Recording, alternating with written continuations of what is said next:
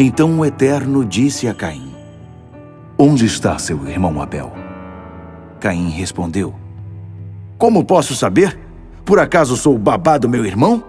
Olá, bem-vindos. Este é o Comentário Bíblico João 8,32.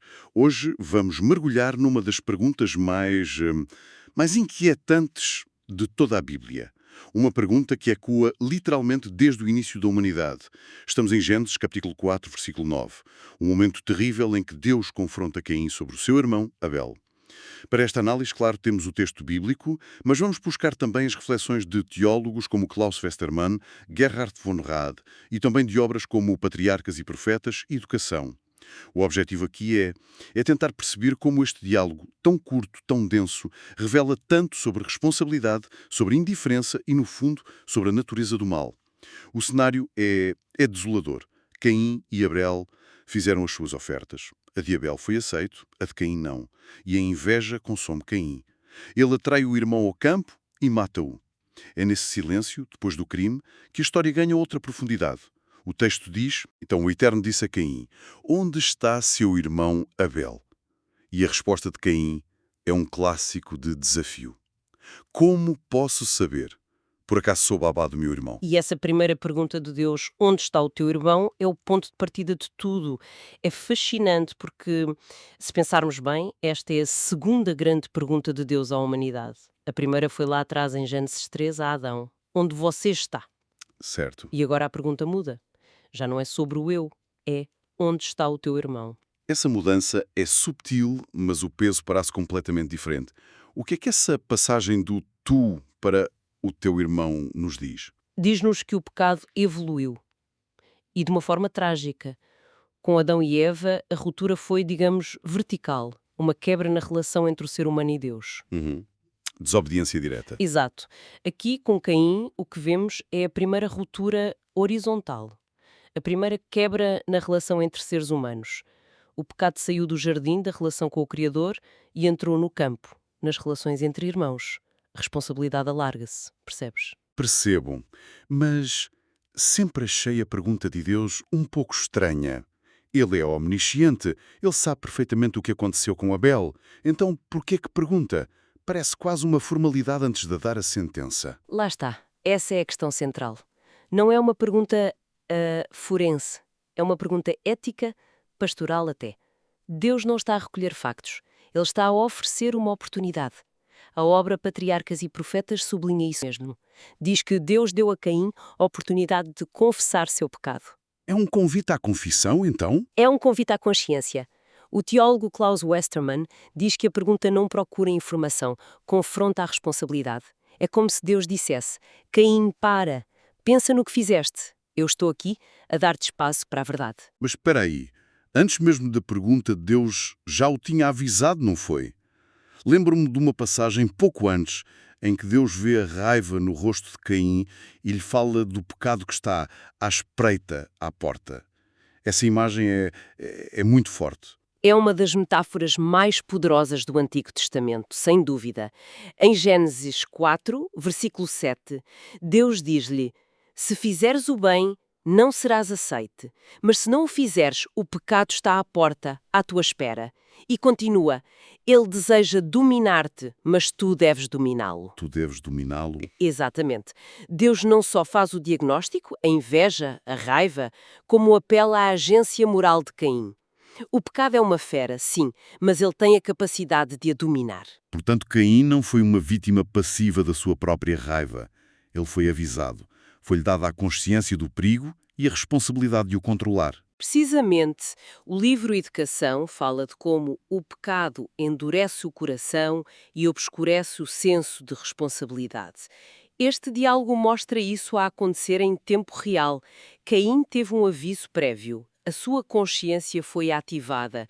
Ele podia ter recuado. A decisão de matar não foi um ato cego de paixão. Foi uma escolha deliberada de ignorar o aviso. O coração dele já estava a endurecer ali. E é com esse aviso em mente que a resposta dele se torna ainda mais chocante. Como posso saber? Por acaso sou babá do meu irmão? Isto não é só uma mentira. É um contra-ataque. Há ali uma arrogância que gela. É uma resposta em duas partes e cada uma é muito reveladora. A primeira, como posso saber, é a evasão, a tentativa de se declarar ignorante para fugir à culpa. Mas a segunda parte é a que fica para a história. Por acaso sou babá do meu irmão. A palavra hebraica original aqui é shomer, significa guardião, protetor, vigia. Guardião. Sim, é uma pergunta retórica, cheia de sarcasmo, mas que, sem ele saber, toca no ponto nevrálgico de tudo. Guardião? Essa palavra parece ter muito mais peso do que a nossa tradução babá consegue captar. Tem um peso teológico imenso. E é aqui que o trabalho de teólogos como Gerhard von Rad nos dá uma luz incrível. Ele aponta para uma ligação lá atrás, ao início do Gênesis. Em Gênesis 2:15, quando a humanidade é colocada no Jardim do Éden, recebe uma dupla vocação: cultivar e guardar o jardim. A palavra para guardar é a mesma. É a mesma, shomer. A tarefa original da humanidade era ser guardião, protetora da criação. Uau! Nunca tinha feito essa ligação. Isso muda completamente a perspectiva. Muda tudo. Quando Caim pergunta sarcasticamente: sou eu o guardião do meu irmão? Ele não está só a negar uma responsabilidade familiar, ele está, a um nível muito mais profundo, a rejeitar a sua vocação humana fundamental. Meu Deus. Ele está a repudiar o propósito para o qual foi criado. A resposta dele não é só uma mentira sobre um crime, é uma declaração filosófica de recusa em participar no projeto divino de cuidado e proteção. Essa ligação com Gênesis 2 é incrível, mas isso torna a atitude dele ainda mais incompreensível. Ele não está só a ser egoísta, está a ir contra a sua própria natureza. O seu propósito é quase um ato de autodestruição espiritual. É precisamente isso. É o que poderíamos chamar de niilismo relacional. Ao negar a sua responsabilidade de guardar, ele está a desfazer o tecido da comunidade humana no seu ponto mais básico, a família. O assassinato físico, por mais horrível que seja, é só a consequência. O laço fraterno já tinha sido dissolvido no coração dele muito antes. Quando ele deixou de ver Abel como alguém a proteger. E passou a vê-lo como um obstáculo a eliminar. A desumanização veio antes da violência. Então, o assassinato não foi o início do problema, foi a conclusão. O problema começou com a inveja, o endurecimento do coração e culminou nesta negação da sua vocação de guardar. Isto alarga a nossa definição de mal, não é? Alarga imensamente. A história da queda em Gênesis 3 define o pecado como transgressão, quebrar uma regra. É um modelo legalista. Gênesis 4 apresenta uma nova dimensão do mal, a ruptura do cuidado. O mal não é só fazer o que é proibido, é também não fazer o que a nossa humanidade partilhada exige. É a omissão do cuidado. A indiferença como uma forma ativa de mal. Exatamente. A pergunta de Caim, sou eu o guardião do meu irmão, era para fechar a conversa. Ironicamente, tornou-se a grande questão ética da condição humana. E a história sugere que a resposta implícita ao sim tu és, retumbante. Muitas vezes o mal não começa no ódio explosivo, mas no cálculo frio da indiferença, na decisão de olhar para o lado e não ser o guardião de quem precisa. Isso leva-nos a uma conclusão bastante desconfortável. Quer dizer que o pecado não se limita às coisas más que fazemos. Estende-se a tudo o bem que deixamos de fazer. A pergunta que esta passagem nos deixa não é só o que é que eu fiz de errado, mas talvez, de forma mais profunda, quem é que eu deixei de proteger? Precisamente, a história de Caim ensina-nos que a violência é só a ponta do iceberg. Por baixo há uma massa de inveja, de avisos ignorados, de responsabilidade negada e, por fim, de indiferença. Caim não matou só o irmão, ele matou a própria ideia de fraternidade e, ao fazer isso, como já dissemos, negou a sua própria vocação como ser humano. A maldição que vem a seguir é a consequência natural disso. Ok, fazendo aqui uma síntese, parece que este pequeno versículo nos abriu um universo inteiro. Começámos por ver a progressão do pecado, de uma ruptura vertical com Deus para uma ruptura horizontal entre pessoas. Vimos que a pergunta de Deus não era um interrogatório, mas um convite à consciência, uma última oportunidade. E depois o ponto que para mim foi o mais marcante, a profunda ironia teológica na resposta de Caim.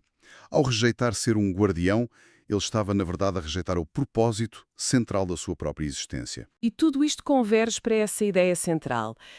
de que o mal tem tanto a ver com a omissão e a indiferença como com a ação deliberada. O crime de Caim não começou quando ele pegou na arma, mas quando, no seu coração, ele respondeu não à pergunta silenciosa: és tu o guardião do teu irmão? Chegamos, então, ao final da nossa análise. Com base em tudo o que discutimos, que pensamento final podemos deixar para reflexão? Bem, isto levanta uma questão importante, não é? Muitas vezes pensamos no mal em termos grandiosos, os atos chocantes que vemos nas notícias, mas talvez o desafio diário, o mais subtil, resida precisamente naquilo que se deixa de fazer. A pergunta que ecoa desde Caim não é apenas sobre a violência que se comete, é sobre as inúmeras oportunidades de proteger, de cuidar, de guardar, que se ignoram todos os dias. E a reflexão que fica é esta: quem no nosso mundo, no nosso círculo de influência, se calhar até dentro da nossa própria casa, deixamos de guardar?